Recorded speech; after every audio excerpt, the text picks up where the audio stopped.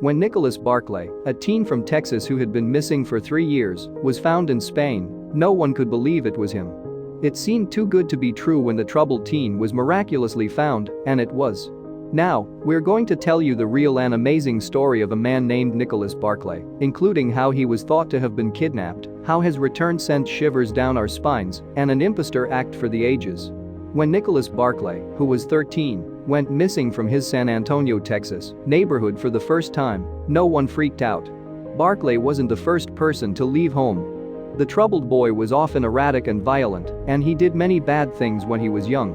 Before he went missing, he was waiting for a hearing to be sent to a group home for young offenders. Both his parents and the police thought that his sudden disappearance was just him getting away from his troubled life for a day. But it became clear pretty quickly that Barclay hadn't just run away to avoid his punishment. Barclay didn't come back for more than a day, and he didn't even come back to get more than the $5 he had on him. His family started to worry. Even though Barclay was reported missing, the police didn't know how to find him. Barclay seemed impossible to find because he didn't have a credit card, a phone, or a vehicle. No matter if Barclay stayed in town or hiked out, he would be hard to find. Barclay went missing for a few days, but it didn't take long for that to turn into a few months, as officers worked hard to find him. At one point, his uncle called the police to say that Barclay was trying to break into his garage, but Barclay ran away before the police could get there. This brief glimmer of hope went nowhere, and there were no clues about the case.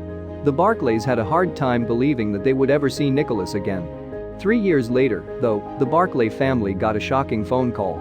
Nicholas Barclay was found alive in a small Spanish village, an ocean away from his home in Texas. He was found near a train station and moved to a shelter for young people in Linares, Spain, but he wouldn't say who he was. Yet, after weeks of doing nothing, he was finally identified as Nicholas Barclay, with the help of a photo from the missing person registry.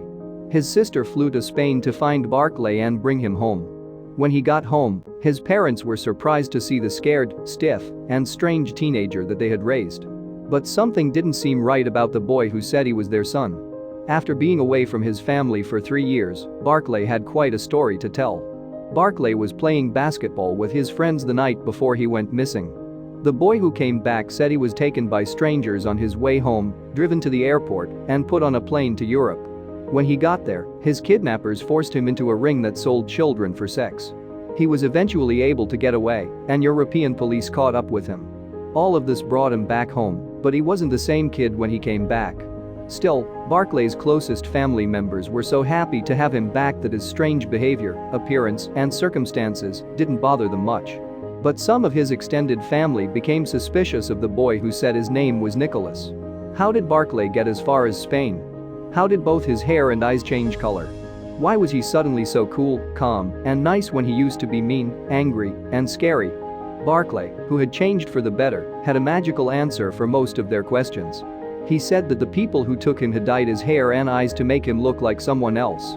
His new ways of acting around people could be put down to the effects of what happened to him. He also had tattoos that only Barclay and people who knew him well could recognize. When Barclay went missing, he had 3 tattoos, and when he came back, he still had the same 3. But not everyone was happy with the new Nicholas, especially the police.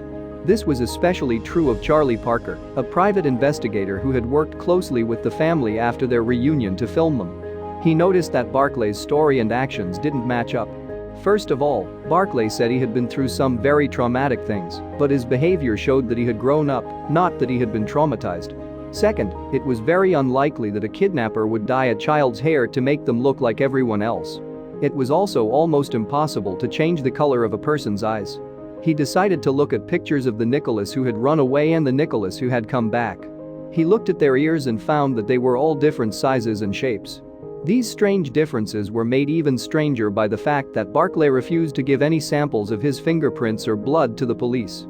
Still, after Parker's report, the court told Barclay to give them both. They found out a sad truth. The Nicholas Barclay who had come home wasn't the boy who had gone missing. Nicholas wasn't the person living with the Barclays. Instead, it was Frederick Pierre Burden, who was 23 years old. He was a French impostor who used more than 500 different names in his short life. Before he was known as Nicholas, people called him the Chameleon, and Interpol was looking for him.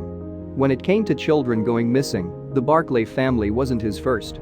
Burton was thin and looked like a child, so he could pass himself off as a number of kids in the worldwide registry of missing children over the course of his life. How did he benefit from it? Burton had a place to stay, food, a bed, and a family. It was a pretty good deal for him. For the people he tricked, finding out who he really was a nightmare. The Barclay family was no different, though. After it was proven that Nicholas was Burton, the FBI started to think that the family had something to do with Barclay going missing. How could they not have known that their son wasn't who he said he was? But the family really seemed upset about losing their son for the second time, and Burton was a genius at stealing other people's identities. After deciding to take advantage of the Barclays' pain, he had kids at the youth shelter give him stick and poke tattoos that looked just like Nicholas Barclay's. Pretty creepy, huh? Once it was found out, Burton was arrested and put in jail for 6 years. But before he went to jail, he said that the Barclay family was really the one at fault. He was sure that they knew he wasn't their son but a fake.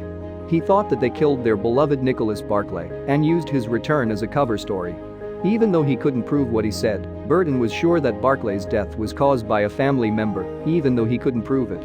Many people, including Charlie Parker, thought that Burton was onto something, and people are still trying to figure out what happened to Nicholas Barclay today.